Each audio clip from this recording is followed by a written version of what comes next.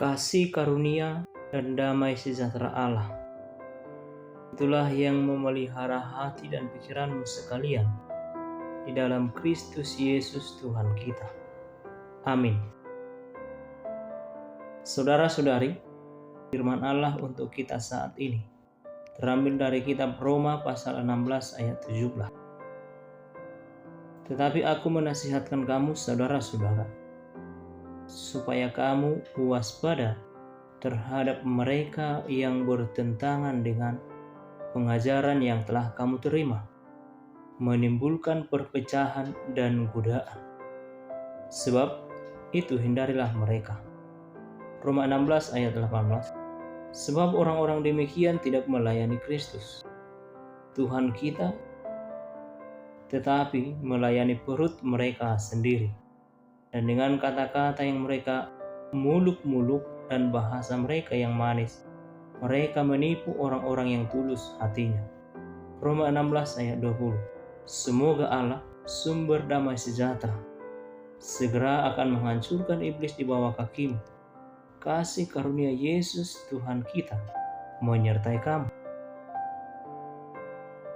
Saudara-saudara yang terkasih, dalam perikop kita hari ini, Paulus pada bagian akhir suratnya mengingatkan jemaat di Roma agar mereka waspada terhadap guru-guru palsu. Guru-guru palsu adalah orang-orang yang mengajarkan pokok-pokok kekristenan yang bertentangan dengan Injil. Para guru-guru palsu setara dengan nabi-nabi palsu yang ada pada zaman Perjanjian Lama. Kita bisa kita lihat dalam Yeremia 30 ayat 16 sampai 40. Mereka ini sering memutarbalikkan ajaran Yesus Kristus, bahkan ajaran rasul-rasul Kristus. Mereka meremehkan kematian dan kebangkitan Yesus Kristus. Bahkan ada yang mengatakan bahwa Yesus bukanlah Allah. Sementara yang lain mengklaim bahwa Yesus bukanlah manusia sejati. Bahkan guru-guru palsu memperbolehkan pengikut mereka untuk melakukan segala macam perbuatan, sekalipun perbuatan yang tidak bermoral. Oleh karena itu, saudara-saudara, guru-guru palsu sampai sekarang atau pengajar sesat tetap ada dan haruslah kita waspada terhadap mereka. Pada waktu surat ini ditulis, sebenarnya Paulus belum pernah menginjakkan kakinya di Roma untuk bertemu dengan jemaat di Roma. Dan jemaat itu memang bukan hasil penginjilan Paulus. Tradisi mengatakan bahwa jemaat Roma merupakan hasil penginjilan yang dilakukan oleh Petrus. Namun meski demikian, Paulus tetap mengingatkan mereka akan bahayanya guru-guru palsu itu. Sebab itu, jemaat harus membandingkan pengajaran guru-guru palsu dengan pengajaran para rasul. Dan selain itu, Paulus juga meminta agar jemaat menghindari guru-guru palsu karena mereka tidak melayani Kristus, tetapi mereka melayani perut mereka sendiri.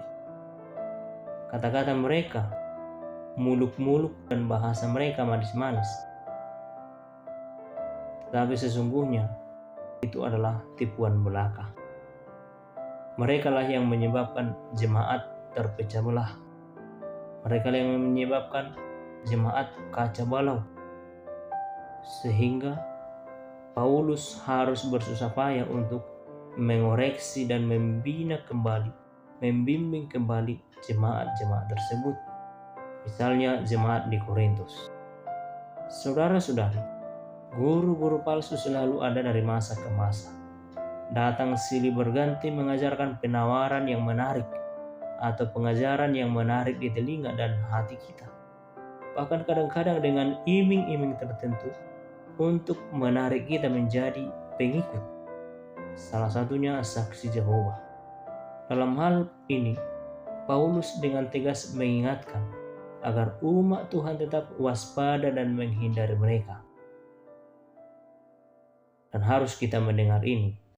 Kalau ada ragu atau ada ajaran palsu atau bukan hal-hal yang sepadan dengan firman Allah, kalau kita belum yakin sebagai jemaat Kristus akan ajaran itu, maka datanglah memohon kepada Tuhan melalui pembacaan Alkitab yang berkelanjutan. Dan jika kita belum mampu untuk memahaminya sesuai dengan Roh Kudus yang bekerja dalam hati kita, datanglah kepada pendeta untuk meminta penjelasan.